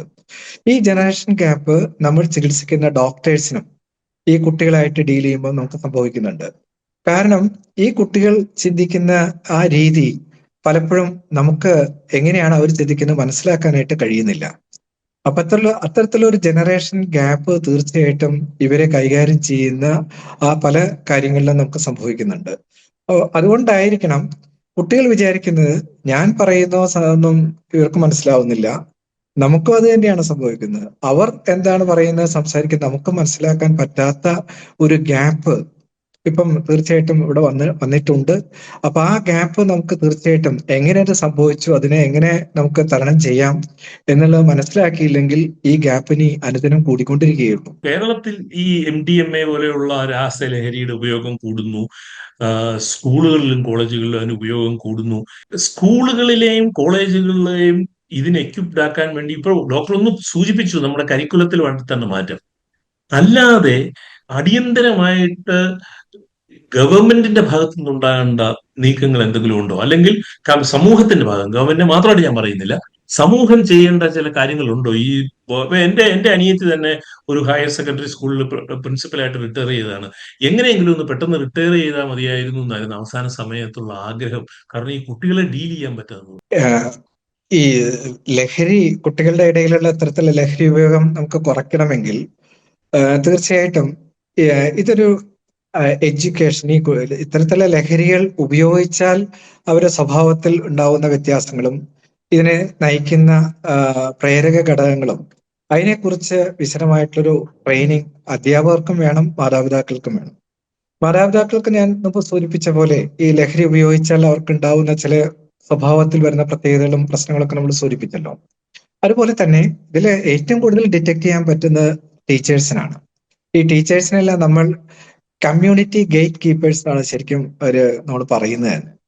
പലപ്പോഴും കുട്ടികളുടെ സ്വഭാവത്തിൽ വരുന്ന വ്യത്യാസങ്ങൾ മാതാപിതാക്കൾക്ക് പോലും കണ്ടുപിടിക്കാനായിട്ട് സാധിക്കില്ല. കാരണം ഈ കുട്ടികൾ മാതാപിതാക്കളെക്കാൾ ഏറ്റവും കൂടുതൽ കാണുന്നത് അവരുടെ ടീച്ചേഴ്സിനെയാണ്. അപ്പൊ ടീച്ചേഴ്സിനെ ഇത്തരത്തിലുള്ള ഈ പുതുതായിട്ട് ഉള്ള ഈ ലഹരികളെ കുറിച്ചും എല്ലാം അത് ഉപയോഗിച്ചാൽ വരുന്ന സ്വഭാവത്തിൽ വരുന്ന വ്യത്യാസങ്ങളെ കുറിച്ചും അതിലേക്ക് നയിക്കുന്ന കാര്യങ്ങളെ കുറിച്ച് ഒരു ട്രെയിനിങ് കൊടുക്കുകയാണെങ്കിൽ, നമ്മൾ ഇത്തരത്തിൽ ടീച്ചേഴ്സിന്റെ കമ്മ്യൂണിറ്റി ഗേറ്റ് കീപ്പേഴ്സ് ട്രെയിനിങ് എന്ന് പറയുമ്പം ഒന്ന് detection, referral and follow up എന്നാണ് പറയുന്നത്. അപ്പൊ ഇത്തരത്തിലുള്ള സാധനങ്ങൾ ഉപയോഗിക്കുമ്പോൾ ഉണ്ടാവുന്ന പ്രശ്നങ്ങളെ കുറിച്ച് ഡിറ്റക്ട് ചെയ്യാനായിട്ട് അവർക്ക് തീർച്ചയായിട്ടും ഒരു മാനസികാരോഗ്യ വിദഗ്ധരുടെ നേതൃത്വത്തിൽ എല്ലാ വർഷവും തന്നെ അവരുടെ റീഫ്രഷർ കോഴ്സുകളെ പോലെ തന്നെ 1-2 ദിവസത്തെ ഒരു ക്ലാസ് ഇവർക്ക് വെക്കുന്നത് വളരെ നന്നായിരിക്കും. അങ്ങനെയാണെങ്കിൽ അവരെ കണ്ടുപിടിക്കാനായിട്ട് സാധിക്കും. ഇവരെ ടീച്ചേഴ്സിന് ഡീൽ ചെയ്യാനായിട്ട് വളരെ ബുദ്ധിമുട്ടായിരിക്കും. കാരണം ഇത്തരത്തിലുള്ള ഡ്രഗ്സ് എല്ലാം ഉപയോഗിക്കുമ്പം അവരെ തലച്ചോറിൽ ഒരു പേഴ്സണാലിറ്റി ചേഞ്ചസ് വരികയാണല്ലോ. അതായത് ആ പ്രീഫ്രോണ്ടൽ ലോബിന്റെ ഒക്കെ പ്രവർത്തനം പോയി കഴിഞ്ഞാൽ മനുഷ്യൻ മൃഗത്തിന് തുല്യമായിട്ട് മാറുകയാണ്. അപ്പോൾ ഇവർക്ക് ടീച്ചേഴ്സ് ആണോ മറ്റാരോ ആണോ എന്നുള്ള ഒരു വ്യത്യാസം ഉണ്ടാവില്ല. ഒരു ബുദ്ധിയും വിവേകമൊക്കെ കുറയുന്ന അവസ്ഥയിൽ എന്തും ചെയ്യാനായിട്ട് മടിയില്ലാത്തൊരു വിഭാഗമായിട്ട് ഒരു മാറുകയാണ്. അതുകൊണ്ട് ഇത്തരത്തിലുള്ള ആളുകളെ ടീച്ചറാണെങ്കിൽ വളരെ ശ്രദ്ധിച്ച് കൈകാര്യം ചെയ്തില്ലെങ്കിൽ എന്ത് പ്രശ്നങ്ങളും സംഭവിക്കാനുള്ള സാധ്യത വളരെ കൂടുതലാണ്. അപ്പൊ അതുകൊണ്ട് ഇവരെ ഡിറ്റക്ട് ചെയ്യുന്നു. ഇത്തരത്തിലുള്ള പ്രശ്നങ്ങൾ അനുഭവിക്കുന്ന കുട്ടികളെ ഏറ്റവും നേരത്തെ തന്നെ ഒരു മാനസികാരോഗ്യ വിദഗ്ധന്റെ അടുത്ത് നമ്മൾ പറഞ്ഞയക്കണം. എന്നിട്ട് പലപ്പോഴും ഇതിൽ ഒരു വൈമുഖ്യം കാണിക്കുന്ന പാരന്റ്സ് ആണ്. നമ്മൾ ടീച്ചേഴ്സ് പാരന്റ്സിനെ വിളിച്ച് സ്കൂളിലേക്ക് വരുത്തി കുട്ടിക്ക് ഇത്തരത്തിലുള്ള പ്രശ്നങ്ങൾ ഉണ്ടെന്ന് പറഞ്ഞാൽ പോലും പല പാരന്റ്സും അംഗീകരിക്കാൻ തയ്യാറാവില്ല. അവർ ടീച്ചറെയാണ് ബ്ലെയിം ചെയ്യുക, അല്ലെങ്കിൽ സ്കൂളിനെയാണ് ബ്ലെയിം ചെയ്യുക. അവരെ പഠിപ്പിക്കുന്ന രീതിയോ അല്ലെങ്കിൽ മറ്റവരെ കൈകാര്യം ചെയ്യുന്ന രീതി പ്രശ്നമായതുകൊണ്ടാണ് എന്നുള്ള രീതിയിൽ ഈ പ്രശ്നങ്ങളെല്ലാം ടീച്ചേഴ്സിന്റെ തലയിൽ വെക്കുന്ന ഒരു പ്രവണത പല പാരന്റ്സിനും ഉണ്ട്. അപ്പൊ അത് മാറ്റി അവരെ എത്രയും നേരത്തെ ഒരു കൗൺസിലിങ്ങോ മറ്റു ചികിത്സയ്ക്കോ പ്രേരിപ്പിക്കാൻ നമുക്ക് ടീച്ചേഴ്സിന് കഴിയും. പിന്നെ പലപ്പോഴും നമ്മുടെ അടുത്ത് കൊണ്ടുവരുന്ന കുട്ടികളെ നമ്മൾ ചികിത്സിച്ച് തിരിച്ച് വീട്ടിലേക്ക് വിട്ടു കഴിഞ്ഞാൽ ഇവരെ പിന്നെ ഫോളോ അപ്പ് കാണാറില്ല. അപ്പൊ ഇത്തരത്തിലുള്ള ഫോളോ അപ്പ് ഉണ്ടാകുന്നുണ്ടോ ഇല്ലയോ എന്നുള്ള ഉറപ്പുവരുത്താൻ കൂടി അത്തരത്തിലുള്ള ഒരു ട്രെയിനിങ് കൂടി ടീച്ചേഴ്സിന് കൊടുക്കുകയാണെങ്കിൽ നമുക്ക് ഇവരെ നല്ല രീതിയിൽ ഇത്തരത്തിലുള്ള പ്രശ്നങ്ങൾ ഒരു പരിധിവരെയെങ്കിലും കുറയ്ക്കാനായിട്ട് ഹെൽപ്പ് ചെയ്യാനായിട്ട് സാധിക്കും. പിന്നെ ഇനി നമുക്ക് പറയേണ്ടത് പറയൂ. ഇതിൽ അടുത്ത കാര്യം ലോ എൻഫോഴ്സ്മെന്റ് അതോറിറ്റിയാണ്. അതായത് പോലീസ് അല്ലെങ്കിൽ എക്സൈസ് ഡിപ്പാർട്ട്മെന്റ്. അവരുടെ ഡ്യൂട്ടി ഇത്തരത്തിൽ ലഹരി ഉപയോഗിക്കുന്ന ആളുകളെ പിടിക്കുക, അറസ്റ്റ് ചെയ്യുക, ജയിലിൽ വിടുക എന്നുള്ളതാണ്. ഒരു ചെറിയ വിഭാഗം മാത്രമാണ് ഈ ലഹരി ഉപയോഗം ഒരു മാനസിക ആരോഗ്യ പ്രശ്നമായിട്ട് കണക്കാക്കി അതിനുവേണ്ട കൗൺസിലിങ്ങോ ചികിത്സയോ കൊടുക്കാനായിട്ട് പ്രേരിപ്പിക്കുന്നു. അപ്പൊ ഇത്തരത്തിലുള്ള ഇവരെ ഒരു ലഹരി അഡിക്റ്റ് എന്നുള്ള ആ പേര് ചാർത്തി അവരെ എന്നേക്കുമായിട്ട് ലഹരി ഉപയോഗിക്കുന്ന ഒരു കുറ്റവാളിയായി സമൂഹത്തിൽ നമ്മൾ കണക്കാക്കാതെ അവരെ അതൊരു മാനസികാരോഗ്യ പ്രശ്നമായിട്ട് കണക്കാക്കി അവർക്ക് വേണ്ട ചികിത്സ കൊടുക്കാനായിട്ട് നമ്മുടെ ഈ ലോ എൻഫോഴ്സ്മെന്റ് അതോറിറ്റി തയ്യാറായി കഴിഞ്ഞാൽ ഇത്തരത്തില് ലഹരി ഉപയോഗിച്ചു, ഇനി ഞാൻ ഒരിക്കൽ ലഹരി ഉപയോഗിച്ചല്ലോ, ഇനിയിപ്പോ ഞാൻ സ്ഥിരം ലഹരിക്ക് അടിമയായി എന്നുള്ള ആ ഒരു സ്റ്റിഗ്മ എന്ന് നമുക്ക് ഏർപ്പെടുത്തിയെടുക്കാനായിട്ട് സാധിക്കും. പക്ഷെ ഇതിലും സർക്കാർ ചെയ്യേണ്ട ഒരു കാര്യമുണ്ട്. നമ്മുടെ കേരള സർക്കാരിന്റെ കീഴിൽ ഇത്തരത്തിലുള്ള കുട്ടികൾക്ക് അല്ലെങ്കിൽ മുതിർന്നവർക്കോ ലഹരി വിമോചന കേന്ദ്രം എന്ന് പറയുന്ന ഒരു ഡി അഡിക്ഷൻ സെന്റേഴ്സ് ഒന്നുപോലും കേരളത്തിലില്ല. ചുരുക്കം മെഡിക്കൽ കോളേജിലോ മറ്റ് ജില്ലാ ആശുപത്രികളിലോ ഒരു സൈക്കാട്രി വാർഡ് അല്ലെങ്കിൽ മെന്റൽ ഹോസ്പിറ്റൽ ഉള്ള കേന്ദ്രീകരിച്ചിട്ടുള്ള ചികിത്സയല്ലാതെ ഇവരെ ഇത്തരത്തിലുള്ള ഡി അഡിക്ഷൻ എന്നുള്ള ഒരു ഡി അഡിക്ഷൻ സെന്റർ കൺസെപ്റ്റ് കേരളത്തിൽ വന്നില്ലെങ്കിൽ ഇവരെ നേരെ മാനസികരോഗ ആശുപത്രിയിൽ ലഹരി ഉപയോഗിക്കുന്ന വ്യക്തിയെ നേരെ മാനസിക ആരോഗ്യ ആശുപത്രിയിൽ അഡ്മിറ്റ് ചെയ്യുമ്പം അതൊന്നുകൂടി അവരുടെ സ്റ്റിഗ്മ കൂട്ടിയെടുക്കാനായിട്ട് സഹായിക്കുള്ളൂ.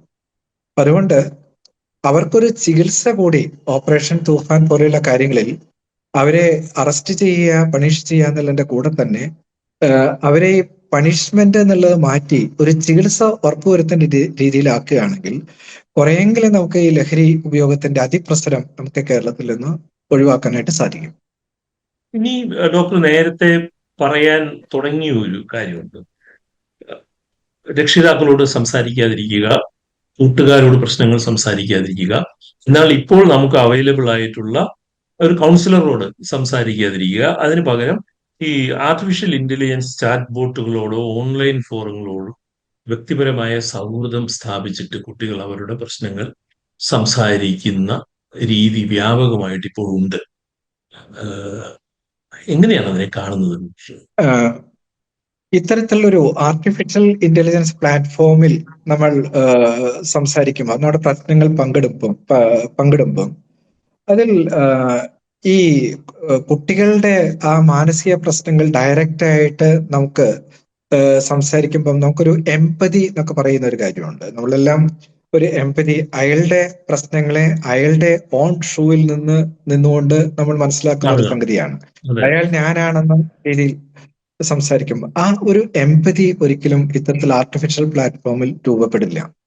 അപ്പൊ അതുകൊണ്ട് തന്നെ ഇവർക്ക് രൂപപ്പെടുന്നുണ്ടെന്ന് പറയുന്നുണ്ട്. ഇപ്പോൾ വളരെ എംപതിയോടുകൂടി ആർട്ടിഫിഷ്യൽ ഇന്റലിജൻസ് കുട്ടികളോട് സംസാരിക്കുന്നു എന്ന് പറയുന്നുണ്ട്. ഞാൻ ചിലരോട് ചോദിക്കും. എന്നിരുന്നാലും സൈക്കാട്രിയിൽ നമുക്കൊരു കൗൺസിലിംഗ് അല്ലെങ്കിൽ സൈക്കോ തെറാപ്പിയിലെല്ലാം എപ്പോഴും ഫേസ് ടു ഫേസ് നമ്മൾ സംസാരിക്കുമ്പോൾ, ഈവൻ ഓൺലൈനിൽ പോലും ഇത്തരത്തിലുള്ള സൈക്കോ തെറാപ്പിയിലോ ഒന്നിലും ഇത്തരത്തിലുള്ള ഒരു റാപ്പോ അല്ലെങ്കിൽ എംപതി രൂപപ്പെടാറില്ല. ഡിജിറ്റൽ മീഡിയ ഉപയോഗിക്കുന്നുണ്ട്. അപ്പൊ നേരിട്ട് നമ്മൾ കാണുകയും സംസാരിക്കുകയും അവരെ പ്രശ്നങ്ങളെ മനസ്സിലാക്കുകയും ഒക്കെ ചെയ്യുന്ന ആ ഒരു വ്യത്യാസം, അതിൽ നിന്നും വരുന്ന പ്രകടമായിട്ടുള്ള ഒരു ചേഞ്ചസ് ഒരിക്കലും ഇത്തരത്തിലുള്ള ആർട്ടിഫിഷ്യൽ ഇന്റലിജൻസ് പ്ലാറ്റ്ഫോമിൽ ഇല്ല എന്നുള്ളതാണ് ഇപ്പോഴും പല പഠനങ്ങൾ കാണിക്കുന്നത്.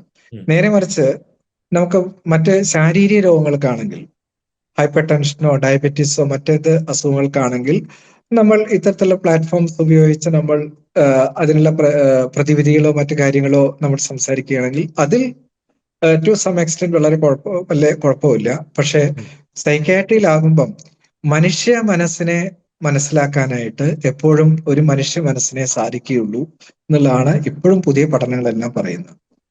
അതുകൊണ്ട് ഇത്തരത്തിലുള്ള ആർട്ടിഫിഷ്യൽ മീഡിയയെ കൂടെ നമ്മൾ സംസാരിക്കുന്നതിന് പകരം നമ്മൾ അവരെ ഒന്ന് മനസ്സിലാക്കി കൊടുത്തിട്ട് നിങ്ങളുടെ പ്രശ്നങ്ങൾ ഒന്നുകിൽ സമാനമായിട്ടുള്ള പ്രശ്നങ്ങൾ അനുഭവിക്കുന്ന, അല്ലെങ്കിൽ നിങ്ങളുടെ കൂട്ടുകാരോട് സംസാരിക്കൂ, മാതാപിതാക്കളോട് സംസാരിക്കൂ, ടീച്ചറോട് സംസാരിക്കാം, അല്ലെങ്കിൽ മെന്റർഷിപ്പ് വളർത്തിയെടുക്കാം. ഇതിന്റെ പ്രശ്നം ഈ അങ്ങനെ മാതാപിതാക്കൾ എന്നെ മനസ്സിലാക്കുമോ എന്നുള്ള സംശയം, കൂട്ടുകാരെന്നെ മനസ്സിലാക്കുമോ എന്നുള്ള സംശയം, ലോകത്തിന് എന്നെ മനസ്സിലാകുമോ എന്നുള്ള സംശയം, ഡോക്ടർമാർക്ക് എന്നെ മനസ്സിലാകുമോ എന്നുള്ള സംശയം, ആ സംശയങ്ങളൊന്നും ഇല്ലാത്ത ഒരാളായിട്ട് ഈ ആർട്ടിഫിഷ്യൽ ഇന്റലിജൻസിനെ കാണുകയാണ് കുട്ടികൾ. ആർട്ടിഫിഷ്യൽ ഇന്റലിജൻസ് ആണ് എന്റെ എല്ലാ പ്രശ്നങ്ങൾക്കും പരിഹാരം എന്നുള്ള രീതിയിൽ കുട്ടികൾ എല്ലാവരും കാണുന്നുണ്ട്. ആ, അപ്പൊ അത് പക്ഷെ അതിൽ കൂടി നമുക്ക് ഇത്തരത്തെ പ്രശ്നങ്ങൾ പരിഹരിക്കാനായിട്ട് ബുദ്ധിമുട്ടാണ്. ബുദ്ധിമുട്ടാണ്. ശരിക്കും ഒരു മനുഷ്യ മനസ്സിന് തന്നെയാണ് മനുഷ്യന്റെ മനസ്സിന്റെ സങ്കീർണതയുള്ള പ്രശ്നങ്ങളെ കുറിച്ച് മനസ്സിലാക്കാനും അതിനൊരു പരിഹാരം കൊടുക്കാനായിട്ടും സാധിക്കുകയുള്ളൂ. ആ ഒരു ഇമോഷണൽ ലിങ്ക് ഇതിൽ ഡെവലപ്പ് ചെയ്യാനായിട്ട് പ്രയാസമാണ്. 13-ാമത്തെ വയസ്സിൽ ഈ പ്രത്യാഘാതങ്ങൾ, ചെയ്യുന്ന ആക്ടിന്റെ പ്രത്യാഘാതങ്ങൾ മനസ്സിലാക്കാനുള്ള ശേഷി തലച്ചോറിൽ പൂർണ്ണമായും വികസിച്ച് കഴിഞ്ഞിട്ടില്ലാത്ത ആളുകൾ ഇത്തരം കുറ്റകൃത്യങ്ങൾ ചെയ്യുമ്പോൾ മുതിർന്നവർക്ക് നൽകുന്ന ശിക്ഷ അവർക്ക് നൽകണമെന്ന് വാദിക്കുന്ന നിരവധി ആളുകൾ ഇപ്പൊ സാമൂഹ്യ മാധ്യമങ്ങളിലുണ്ട്. അത് ശരിയല്ലല്ലോ അല്ലേ? രണ്ട് വശങ്ങളുണ്ട് അതില്. കാരണം ഒരു ജുവനൈൽ ജസ്റ്റിസ് ആക്ട് നമ്മുടെ ഭാരതത്തിൽ രൂപപ്പെട്ടത് 1986-ലാണ്. ഉം. പക്ഷെ അന്ന് അത് ഒരു അതിൽ വ്യക്തമായിട്ടുള്ള നിർദ്ദേശങ്ങളോ പരിഹാര നടപടികളൊന്നും ഇല്ലാത്ത അതിന്റെ ഒരു സ്ട്രക്ചറൽ ഫോം മാത്രമായിരുന്നു. അതിനുശേഷം ഇത്തരത്തിലൊരു ആക്ട് വീണ്ടും അതിലെ പോരായ്മകളൊക്കെ ഉൾക്കൊണ്ടുകൊണ്ട് നമ്മുടെ യുണൈറ്റഡ് നേഷൻസിന്റെ എല്ലാം നിർദ്ദേശങ്ങളെല്ലാം പാലിച്ചുകൊണ്ട്, യുനെസ്കോവിന്റെ നിർദ്ദേശങ്ങളെല്ലാം പാലിച്ചുകൊണ്ട് വീണ്ടും വന്നത് 2000-ലാണ്. 2000-ലാണ് കുട്ടികൾക്കെതിരെയുള്ള അതിക്രമങ്ങളെക്കുറിച്ചും കുട്ടികൾ ചെയ്യുന്ന തെറ്റുകൾക്കുള്ള ശിക്ഷാ നടപടികളെല്ലാം പരാമർശിച്ച് വ്യക്തമായിട്ടുള്ളൊരു രൂപഘടനയോട് കൂടിയിട്ടൊരു നിയമം വന്നത് 2000-ലാണ്. പക്ഷെ അതിനുശേഷമാണല്ലോ നമുക്ക് ഡൽഹിയിൽ നിർഭയ കേസൊക്കെ വന്നത്. പക്ഷെ ഈ നിർഭയ കേസിൽ വ്യക്തമായിട്ടൊരു കാര്യം എല്ലാവരും പറഞ്ഞിരുന്നത്, ഏറ്റവും കൂടുതൽ ക്രൂരമായിട്ട് ആ കുട്ടിയെ പീഡിപ്പിച്ച് ഒരു കൗമാരപ്രായക്കാരനായിരുന്നു. അപ്പൊ അതിനുശേഷമാണ് 2015 ഈ ജുവനൈൽ ജസ്റ്റിസ് ആക്ടില് വീണ്ടും വ്യക്തമായിട്ടുള്ളൊരു മാറ്റം, ഒരു നയരൂപീകരണം കൊണ്ടുവന്ന അന്നാണ്. അതായത് 16 വയസ്സിനും 18 വയസ്സിനും ഇടയിലുള്ള ഒരു വ്യക്തി ഇത്തരത്തിലെ കുറ്റകൃത്യങ്ങൾ ചെയ്യുകയാണെങ്കിൽ ആ കുറ്റകൃത്യത്തിന്റെ തോതനുസരിച്ച്, അതിന്റെ മോട്ടീവ് അനുസരിച്ചും അതിന്റെ ക്രിമിനൽ ഇന്റന്റ് അനുസരിച്ചും മുതിർന്നവർക്ക് കൊടുക്കാവുന്ന അതേ ശിക്ഷ തന്നെ നമുക്ക് ഇവർക്കും കൊടുക്കണം എന്നുള്ളൊരു വാദം കൊണ്ടുവന്നു. അത് പാർലമെന്റിൽ ഒരു നിയമമായിട്ട് മാറിയതും ഇതിനു ശേഷമാണ്. അപ്പൊ ഇതിൽ രണ്ട് കാര്യങ്ങളുണ്ട്. ഒന്ന്, ഈ രണ്ട് വശമുണ്ട്. അതായത് ഈ ഒരു 13 വയസ്സുള്ള കുട്ടി, അവർ വളരെ വ്യക്തമായിട്ട് ഓരോ സ്റ്റെപ്പ് ബൈ സ്റ്റെപ്പായിട്ട് ഇങ്ങനെ സംഭവിച്ചാൽ ഇങ്ങനെ ചെയ്യണം, അങ്ങനെ സംഭവിച്ചാൽ ഇങ്ങനെ ചെയ്യണം, അങ്ങനെ വ്യക്തമായിട്ടുള്ള പ്ലാനിങ്ങോട് കൂടിയിട്ടാണ് ഈ കുറ്റകൃത്യം അവർ ചെയ്തിട്ടുള്ളത്. മാത്രമല്ല, ഈ മറ്റ് കുട്ടികളോട് നിങ്ങൾ കുട്ടികളായതുകൊണ്ട് അത്ര മറ്റ് മുതിർന്നവർക്ക് കൊടുക്കുന്ന ശിക്ഷ നിങ്ങൾക്ക് ലഭിക്കില്ല എന്നുള്ളൊരു ടെലിഫോൺ സംഭാഷണം കൂടി ഉണ്ടായതായിട്ട് പറയപ്പെടുന്നുണ്ട്. അങ്ങനെ പല രീതിയിലും ഈ കുറ്റകൃത്യം മറച്ചു വെക്കാനായിട്ട് സഹായിക്കുന്ന രീതിയിൽ പല കാര്യങ്ങളും ചെയ്യാനും, അതായത് ഒരു പ്രായപൂർത്തിയായ ആള് ചെയ്യുന്ന അതേ ഒരു വെൽ പ്ലാനിങ് ആയിട്ടാണ് ഇത്തരത്തിലുള്ള കാര്യങ്ങൾ ചെയ്തിട്ടുള്ളത്. അപ്പൊ ഇത്തരത്തിലുള്ള ഇതിന്റെ ഈ കുറ്റകൃത്യത്തിന്റെ കോൺസിക്വൻസസ് കൂടി മനസ്സിലാക്കിക്കൊണ്ട് അതിന്റെ മോട്ടീവ് ഉൾക്കൊണ്ടുകൊണ്ട് ആണ് ഒരു അതിന്റെ intention to commit that crime, അതും വളരെ സീരിയസ് ആണ്. അപ്പൊ ഇത്തരത്തിലുള്ള കാര്യങ്ങളെല്ലാം നമ്മൾ കൂട്ടി വായിക്കുകയാണെങ്കിൽ തീർച്ചയായിട്ടും പ്രായപൂർത്തിയായിട്ടുള്ള ആളുകൾക്ക് കൊടുക്കാവുന്ന ശിക്ഷാ നടപടികൾ ഈ ഇത്തരത്തിലുള്ള കാര്യങ്ങൾക്ക് കൊടുക്കാവുന്നേ ഉള്ളൂ. അതിൽ ഇത്തരത്തിലുള്ള ശിക്ഷാ നടപടികൾ കൊടുത്താലുള്ള മറ്റൊരു ഗുണം എന്താണെന്ന് വെച്ചാല്, ഇത്തരത്തിലുള്ള സമാനമായിട്ടുള്ള കൃത്യങ്ങൾ റിപ്പീറ്റ് ചെയ്യാനുള്ള സാധ്യതയും വളരെ കുറവാണ്. കാരണം ശിക്ഷാ നടപടി മറിച്ച് ആ ഒരു ഡിറ്ററൻസിന്റെ അതിനൊരു തെളിവുകളില്ല. കാരണം വധശിക്ഷ ഉണ്ടായിട്ടും കൊലപാതകങ്ങൾ കുറയുന്നില്ല. ഇത് ഇത്തരം ശിക്ഷകൾ ഇത്തരം കുറ്റങ്ങൾ ഉണ്ടാകാതിരിക്കാനുള്ള ഒരു ഇതാണെന്നുള്ളത് പലപ്പോഴും നമുക്ക് തെളിയിക്കാൻ പറ്റൂല കേട്ടോ, ആ ഒരു ആർഗ്യുമെന്റ്. ഇനി ഞാൻ ഈ ഒരു പ്രത്യേക കേസിന്റെ വിശദാംശങ്ങളിലേക്ക് ഞാൻ പോകുന്നില്ല എന്ന് ആമുഖമായിട്ട് തന്നെ പറഞ്ഞിരുന്നല്ലോ. ഈ കുട്ടികളുടെയൊക്കെ ബാല്യം, അവർ ജനിച്ചപ്പോൾ മുതൽ അവർ ഒരു പെൺകുട്ടി അവഗണനയും കഷ്ടപ്പാടുകളും മർദ്ദനവും ശിഥിലമായ കുടുംബങ്ങളും മാത്രം കണ്ടു വളരുക. അപ്പോ ആ സാഹചര്യങ്ങൾ, ഈ നിയമം എങ്ങനെയാണ് ഒരു കൗമാരക്കാരിയുടെയോ കൗമാരക്കാരന്റെയോ സമഗ്ര ജീവിതത്തിനെ കാണുന്നത് എന്നുള്ളതൊക്കെ വളരെ പ്രധാനപ്പെട്ട ഒരു പ്രശ്നമാണ്.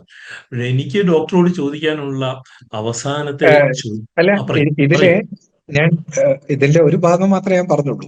അതെ. ഒരു കൂട്ടം ആളുകൾ ചിന്തിക്കുന്ന ഒരു കാര്യമാണ്. ആ. ഇനി അതെ. മറ്റൊരു വശം കൂടിയുണ്ട്. അതായത് നമ്മളിപ്പം ഈ കൗമാരപ്രായക്കായിട്ടുള്ള കുട്ടികളെ ഒരു ക്രിമിനലായിട്ട് ജയിലിൽ അടച്ചു, അവർക്ക് പണിഷ്മെന്റ് കൊടുത്തു കഴിഞ്ഞാൽ ആ ഒരു മറ്റൊരു വശത്തെ കുറിച്ച് ഞാൻ പറഞ്ഞില്ല. ഞാൻ രണ്ട് കാര്യത്തില്, ഇങ്ങനെ അവരെ ജയിലിൽ അടച്ചു കഴിഞ്ഞാൽ ഒരിക്കലും അവർക്ക് അവരുടെ മനസ്സ് മാനസാന്തരപ്പെട്ടിട്ട് തിരിച്ചു വന്ന് ഇനി ഈ ക്രിമിനൽ എല്ലാം മാറി നല്ലൊരു ജീവിതത്തിൽ നയിക്കും എന്നുള്ളൊരു അഭിപ്രായം എനിക്കില്ല. കാരണം ഇവരെ ജയിലിൽ അയച്ചു കഴിഞ്ഞാല് ഇവര് ജീവിതകാലം മുഴുവൻ ഒരു കുറ്റവാളിയായിട്ട് മാറുകയാണ്. മാത്രമല്ല, ജയിലിൽ ചെന്ന് കഴിഞ്ഞാല് ഇവർ ഇടപഴകുന്നതെല്ലാം ഇതിനേക്കാൾ കൂടുതൽ കുറ്റകൃത്യം ചെയ്തിട്ടുള്ള മറ്റു കുറ്റവാളികളുടെ കൂടെയായിരിക്കാം. ഒരുപക്ഷെ നിരന്തരം അവരെ കാണുകയും കേൾക്കുകയും അവരോടൊത്ത് താമസിക്കുകയും ചെയ്യുമ്പം കൂടുതൽ വലിയൊരു കുറ്റവാളിയായിട്ടായിരിക്കും ഇവർ ജയിലിൽ നിന്നും പുറത്തു വരുന്നത്. അതുകൊണ്ട് തന്നെ ജയിലിൽ അടയ്ക്കുക എന്നുള്ള ഒരിക്കലും ഇത്തരത്തിലൊരു ക്രിമിനൽ ഒഫൻസോ എന്ത് തന്നെ ആയിക്കോട്ടെ, ഇതിനൊരു പ്രതിവിധി, നിയമപരമായിട്ടുള്ള പ്രതിവിധി ജയിലിൽ അടയ്ക്കുക എന്നുള്ള കാര്യത്തിനോട് എനിക്ക് അഭിപ്രായമില്ല. കാരണം ഇത്തരത്തിലെ കുട്ടികളെ ഇത്തരത്തിലെ കുറ്റകൃത്യങ്ങളിലേക്ക് നയിക്കുന്നത് നമ്മൾ സൂചിപ്പിച്ച പോലെ അവരെ തലച്ചോറിലെ ഘടനാപരമായിട്ടുള്ള വ്യത്യാസങ്ങളായിരിക്കാം, അതായത് ബയോളജിക്കൽ വൾണറബിലിറ്റി ആയിരിക്കാം, ഫാമിലിയിൽ നിന്നുള്ള പ്രശ്നങ്ങളായിരിക്കാം, പിയർ ഇൻഫ്ലുവൻസ് ആയിരിക്കാം, നമ്മുടെ സൊസൈറ്റിയിൽ നിന്നുള്ള പ്രതികൂല ഘടകങ്ങളായിരിക്കാം. അതുകൊണ്ട് തന്നെ ഇവർക്ക് വേണ്ടത് ഒരു സമൂലമായിട്ടുള്ള ചികിത്സയാണ്. അതായത് ഇവർക്ക് neuro cognitive therapy, neuro behaviour therapy എന്നൊക്കെ പറയുന്ന അവരെ തലച്ചോറിന്റെ ഘടനാപരമായിട്ടുള്ള മാറ്റങ്ങൾ നമുക്ക് തിരുത്താൻ പറ്റില്ലെങ്കിലും ഒരു പരിധിവരെ അവരുടെ സ്വഭാവത്തെ രൂപീകരിച്ച് ശരിയാക്കി എടുക്കാൻ പറ്റുന്ന പല തരത്തിലുള്ള സൈക്കോ തെറാപ്പികളും കൗൺസിലിങ്ങും ബിഹേവിയർ തെറാപ്പിയും ഒക്കെ നമുക്ക് ഇന്നുണ്ട്. അതുകൊണ്ട് തന്നെ ഇത്തരത്തിലുള്ള കുട്ടികളെ നമുക്ക് മുതിർന്ന ആളുകളെ താമസിപ്പിക്കുന്ന ജയിലിലൊന്നും കൊണ്ടുപോകാതെ ഈ ജയിൽ എന്നുള്ള കൺസെപ്റ്റ് മാറ്റിയിട്ട് ഇവരെ കറക്ഷൻ സെന്റേഴ്സ്, അത്തരത്തിലുള്ള സെന്റേഴ്സിൽ കൊണ്ടുപോയിട്ട് ഇവർക്ക് വളരെ ഇന്റൻസീവ് ആയിട്ടുള്ള ചില സൈക്കോ തെറാപ്പിയും അതുപോലെ തന്നെ ചിന്തകളൊക്കെ മാറ്റിയെടുക്കാനുള്ള കോഗ്നിറ്റീവ് തെറാപ്പി, ബിഹേവിയർ തെറാപ്പി ഒക്കെ കൊടുക്കുകയാണെങ്കിൽ അവരെ നമുക്ക് അവരുടെ ഒരു മനസ്സിനൊക്കെ വ്യത്യാസം വന്നു കഴിഞ്ഞാൽ സമൂഹത്തിലേക്ക് തിരിച്ചു കൊണ്ടുവരാനും മറ്റൊരേത് പൗരനെ പോലെ ജീവിക്കാനായിട്ട് അവരെ നമുക്ക് പ്രേരിപ്പിക്കാനും നമുക്ക് കഴിയും. അതുകൊണ്ട് തന്നെ ശിക്ഷാ നടപടികൾ കേവലം ക്രിമിനൽ, അതായത് അവരെ ഇത്തരത്തിലുള്ള പണിഷ്മെന്റ് കൊടുക്കാതെ കറക്റ്റീവ് സെന്റേഴ്സിൽ കൊണ്ടുവന്ന് അതിന് എക്സ്പെർട്ടൈസ് ആയിട്ടുള്ള ചില സൈക്കാട്രിസ്റ്റുകളും സൈക്കോളജിസ്റ്റുകളും ഒക്കെ ഉണ്ട്, വിദേശ രാജ്യങ്ങളിലൊക്കെ ഉണ്ട്. അപ്പൊ അവരുടെ സഹായം നല്ലപോലെ നമുക്ക് ഇവർക്ക് കൊടുത്തുകൊണ്ട് അവരെ സമൂഹത്തിന്റെ മുഖ്യധാരയിലേക്ക് കൊണ്ടുവരാനായിട്ടാണ് നമ്മൾ ശ്രമിക്കേണ്ടത്. കുറച്ചു വാക്കുകളിൽ ഉള്ള ഒരു മറുപടിക്ക് വേണ്ടിയുള്ളതാണ് എന്റെ അവസാനത്തെ ചോദ്യം. ലഹരി നിരന്തരമായിട്ട് ഉപയോഗിച്ചുകൊണ്ടിരുന്ന ഏതെങ്കിലും ഒരു കൗമാരക്കാരനോ കൗമാരക്കാരിയോ കുട്ടിയെ ഡോക്ടർ കാണുകയും അവരോട് സംസാരിക്കുകയും അവരതിന് ഉപയോഗം നിർത്തുകയും ചെയ്ത അനുഭവം ഉണ്ടായിട്ടുണ്ടോ? തീർച്ചയായിട്ടും.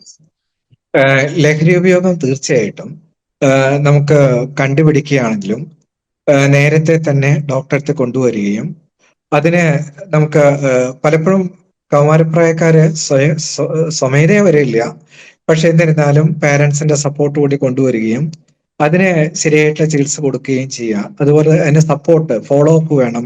അവര് മരുന്നുകളും മറ്റ് സൈക്കോ തെറാപ്പികളും ഗ്രൂപ്പ് മീറ്റിങ്ങുകളും എല്ലാം പങ്കെടുക്കുന്നുണ്ട് ഉറപ്പുവരുത്തുകയാണെങ്കിൽ ലഹരി ഉപയോഗം ഒരു രോഗമാണ്. അതിനെ നമുക്കൊരു സ്വഭാവ ദൂഷ്യമായിട്ട് കണക്കാക്കാൻ പറ്റില്ല. തലച്ചോറിൽ അതിനോടുള്ള ആസക്തി ഉണ്ടാക്കുന്ന ആ ഒരു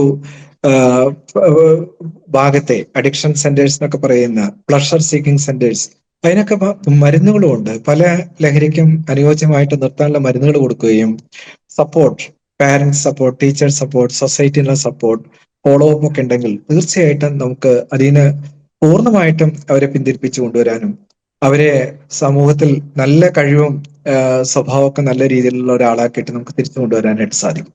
നമ്മളെ എല്ലാം അലട്ടുന്ന ആ, ഒരു ഒരു ഒരു ഒരു അഗാധമായ ഒരു വിഷയത്തെക്കുറിച്ച് ഇത്രയും വിശദമായിട്ട് സംസാരിച്ചതിന് ദില്ലി ദാലിയുടെ എല്ലാ ശ്രോതാക്കളുടെയും പേരിൽ I am thanking you. Thank you for thank your quality time. U.